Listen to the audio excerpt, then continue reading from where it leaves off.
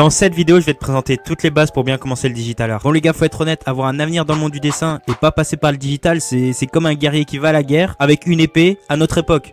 T'es complètement fou, ou alors t'es guts, je vois aucune solution. Même les mangaka utilisent énormément la tablette graphique, le digital c'est indispensable pour eux. Il reste un très faible pourcentage qui fait encore tout papier, je sais même pas si ça existe encore. Et il y a même plusieurs artistes qui font tous leurs mangas uniquement au digital. Tout ça pour dire que si tu veux continuer dans le monde professionnel du dessin, une tablette graphique c'est nécessaire, c'est obligé. Que ça soit pour faire animateur, illustrateur, gara design, même la 3D t'as besoin de la tablette graphique. Du coup les gars, sérieusement, optez pour une tablette graphique au plus vite. Et dans cette vidéo, je vais te donner toutes les bases pour bien commencer.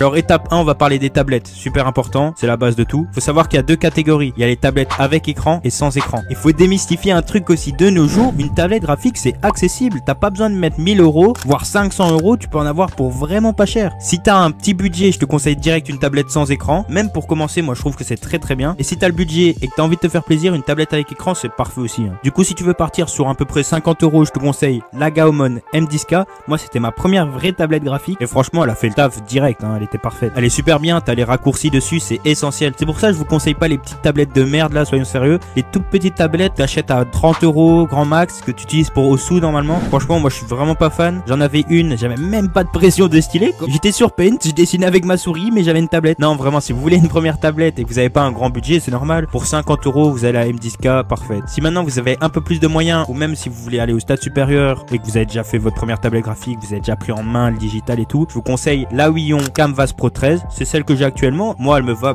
parfaitement. T'as un écran, t'as les raccourcis et sur la tablette tu peux même gérer les tailles de ton pinceau, qui est une option essentielle. Tu me donnes une tablette sans que je peux gérer la taille de mon pinceau, franchement c'est chaud, c'est très chaud. Je ne fais qu'utiliser que ça. Les gars, je tiens aussi à vous prévenir, la tablette graphique au début c'est chaud. Tout le monde dit que la tablette graphique c'est trop bien, mais au début quand tu fais la transition, il faut que tu te prépares mentalement à faire quelques semaines où t'aimes pas trop dessiner sur la tablette. La sensation est ultra chelou au début, faut que tu t'habitues. Mais bon, après quelques semaines de douleur, tu vas enfin pouvoir comprendre la magie du digital et à quel point tu peux faire de la dinguerie. Et celles que je vous présente, c'est les tablettes que j'ai testées. Malheureusement, il y en a tellement que je peux pas tous les présenter, pas toutes les tester, mais je suis sûr qu'il y en a plein d'autres de qualité. XP Pen font aussi des bons trucs. Et je tiens aussi à dire que c'est des tablettes qui fonctionnent avec un PC. Ça veut dire que sans PC, tu vas devoir opter pour un iPad et là tu vas devoir mettre un peu plus de budget. Je sais pas c'est à partir de quel iPad que tu peux commencer à dessiner, ou t'as le petit stylet là. Je pense que c'est les Pro et quelques, Pro 10, j'en sais rien. Mais en tout cas avec un iPad tu peux avoir de très bons résultats aussi et tu peux le transporter, ça au moins c'est bien. Pour ceux qui ont déjà une tablette, je vous donne mes raccourcis sur ma tablette, c'est ultra important les raccourcis. Les gars, je suis sérieux, les petits boutons que tu vois, c'est ultra important, ça va te faire gagner tellement de temps. En premier bouton, j'ai revenir en arrière, c'est ultra important, c'est CTRL-Z la commande. Sur toutes les applications, ça sera CTRL-Z, c'est toujours ça normalement. Juste en dessous, moi j'ai F2. F2 les gars, c'est un truc en digital indispensable, c'est le retour caméra, c'est le miroir là. Je le spam, je fais que ça, c'est super important.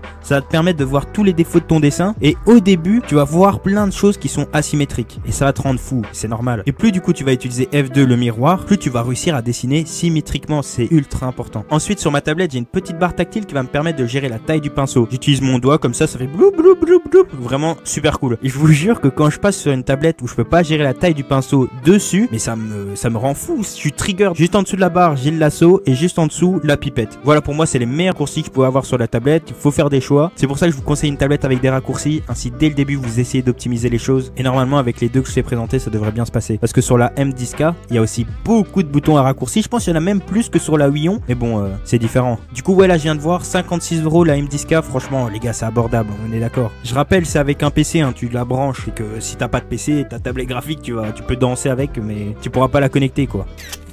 Les programmes maintenant. Bon, il y a deux styles de programmes, il y a les gratuits et les payants. Grand fan que je suis de Clip Studio, je dirais direct aller sur Clip Studio. Mais je peux comprendre que c'est chiant de payer. Même si c'est pas très cher, on est aux environs de 40 € dans mes souvenirs, je peux comprendre que ça fait chier de mettre le prix. Du coup, je vais te présenter ceux que j'ai testés gratuitement et ceux que j'ai testés payants. Dans l'ordre chronologique, quand j'ai commencé le digital, moi j'ai direct été sur Krita. Krita j'aimais bien, mais allez c'est vite fait, on a vite fait le tour. Pas un très gros fan, mais ça allait, je lui mets 6 sur 10 à Krita. En plus j'utilisais Krita, j'avais une tablette, il y avait même pas de pression, c'était n'importe quoi, je te mets les dessins que je faisais sur Krita. Ah, c'était chaud, c'était très chaud. Puis on passe sur mon logiciel de cœur, Medibang. Medibang c'est de la grosse dinguerie parce que c'est gratuit et c'est vraiment cool d'utilisation. Moi je kiffais trop. Je te mets les dessins que je faisais sur Medibang. Bon ça remonte à 2 ans et demi, un truc ainsi, quelque chose dans ces environs. À cette époque là je dessinais pas encore sérieusement mais je m'amusais déjà comme un petit fou. Pour ce qui est gratuit j'ai fait le tour, j'ai pas testé Procreate, c'est sur iPad uniquement. Mais bon je pense que c'est quand même de la grande qualité, tout le monde utilise Procreate. Je pense que ça fait le taf. En plus là ils vont faire des trucs pour les animations, ça a l'air pas mal. Alors maintenant en payant j'ai évidemment testé Photoshop. Bon je l'ai craqué comme tout le monde. monde. C'était Rosedro, cette enflure hein, qui me donnait trop envie de tester Photoshop. Du coup, ce que j'en ai pensé, Photoshop c'est quand même une grosse dinguerie. Ça change quand même beaucoup des logiciels gratuits. C'est quand même beaucoup plus complet. Mais le problème de Photoshop, c'est que c'est pas adapté que au dessin. T'as beaucoup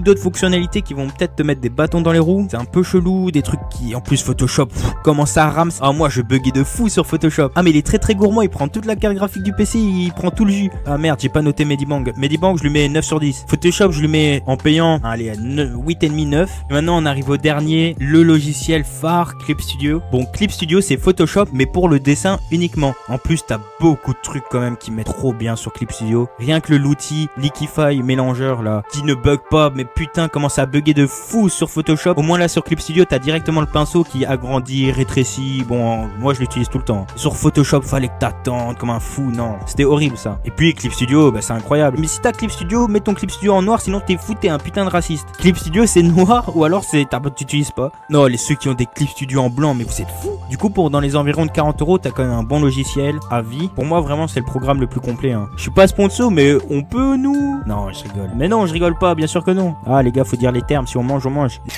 Les fonctionnalités indispensables maintenant. T'as les brushes pour commencer dans le digital. Comme j'en ai déjà parlé, les brushes c'est quand même important, bien que quelqu'un de bon peut s'en passer. Mais ça peut quand même te faire gagner beaucoup de temps. Je te mets les miens dans la description, c'est gratuit. J'en ai parlé dans la deuxième vidéo que j'ai faite sur les couleurs, où je t'explique tous les brushes que j'utilise. Mais bon, ça va tellement plus vite avec les bons brushes en fait. Alors maintenant je te présente les différents types de calques. Bon, clairement des calques il y en a des milliards. Moi ce que j'utilise le plus c'est la fonctionnalité d'écrêtage. Ça va être cette petite fonctionnalité que tu vas utiliser sur un calque au-dessus d'un autre. Par exemple si tu as un calque couleur, tu vas faire un calque par au-dessus et ajouter le masque d'écrêtage. Ça veut dire que quand tu vas dessiner sur ce calque, ça va prendre en compte que ce que tu as fait sur le calque d'en dessous. Tu pourras pas dépasser. Puis quand on s'aventure dans la grande liste, là bon les gars il y en a tellement. Moi j'en utilise deux principalement, le calque produit et incrustation. Le calque produit tu vas l'utiliser pour ombrer. Ça veut dire tu vas l'utiliser par exemple tu vas avoir un calque couleur où tu as mis toutes tes couleurs de base. Tu vas faire un calque par au-dessus, tu vas le mettre en mode produit et là tu pourras ombrer beaucoup plus facilement et avec les bonnes couleurs. Et pour le calque incrustation, dis-toi c'est la même mais pour la lumière. Tu fais le même procédé. Puis tu as CTRL U, super important, tu vas pouvoir modifier les couleurs essentielles. La CTRL L, indispensable aussi, ça va pouvoir corriger les valeurs. Ça peut vraiment faire passer un dessin mid en un dessin plutôt pas mal. Petit tips aussi, si par exemple tu veux sélectionner quelque chose, tu vas CTRL T et en sélectionnant, tu laisses enfoncer CTRL quand tu vas agrandir, tu vas changer la perspective. Ça peut être pas mal dans certaines conditions. Bon allez, on a bien bavé, maintenant on va partir sur un peu plus de pratique. Pour le sketch, moi j'utilise toujours un airbrush ou un circle brush, ça dépend de mon mood, et j'essaie de toujours avoir des traits bien fluides. Moi je trouve être fluide, c'est comme quand tu vas écrire. Tu vas faire des lettres après lettres. Tu vas pas t'arrêter à chaque lettre avec des petits traits de merde là, ok? Du coup tu dois être fluide, faire des mouvements amples. Regarde par exemple, je veux dessiner une tête, je le fais directement. Je vais pas m'arrêter et faire des petits scratch. Le line art. Bon les gars, le line art c'est pas mon délire, moi j'aime bien peindre et ça va pas trop ensemble, mais je sais quand même le faire, du coup je vais t'expliquer au cas où toi t'aimes bien. Du coup c'est quand t'as fini ton sketch, tu vas diminuer l'opacité de ton sketch et tu vas créer un nouveau calque par au-dessus. Un calque normal, pas besoin de mettre produit ou quelque chose d'autre, juste normal c'est bon. Tu vas prendre un brush différent, un G-Pen c'est parfait. Petit conseil pour le line art, il ne faut pas réfléchir, tu dois essayer d'être le plus fluide possible et instinctif. Essaye de varier la pression que tu mets à chaque trait, mais ne te prends pas trop la tête parce que ça peut vite devenir une obsession aussi, alors que le line art ça s'améliore au fil du temps et c'est beaucoup d'expérience. C'est grâce au fil des dessins que tu vas faire que tu vas t'améliorer. C'est pas le premier dessin que tu vas faire une grosse dinguerie avec un beau line art. C'est vraiment une grosse question d'expérience. Avec le temps, tu prendras bien confiance et tu feras des traits très fluides. Mais pour l'instant, il faut juste que tu t'entraînes. Je te donne un petit tips très cool si tu veux agrandir les lignes extérieures de ton dessin. Pour ça, tu vas mettre les couleurs de base. Sur le calque couleur de base, tu vas cliquer sur le petit rond là. Tu vois le petit rond bizarre juste au-dessus. C'est sur Clip Studio, hein, bien sûr. Une fois que tu as cliqué, tu as un petit truc de couleur qui apparaît en bas. Tu cliques sur noir et là, tu peux gérer la taille. Bon, on passe à la couleur maintenant.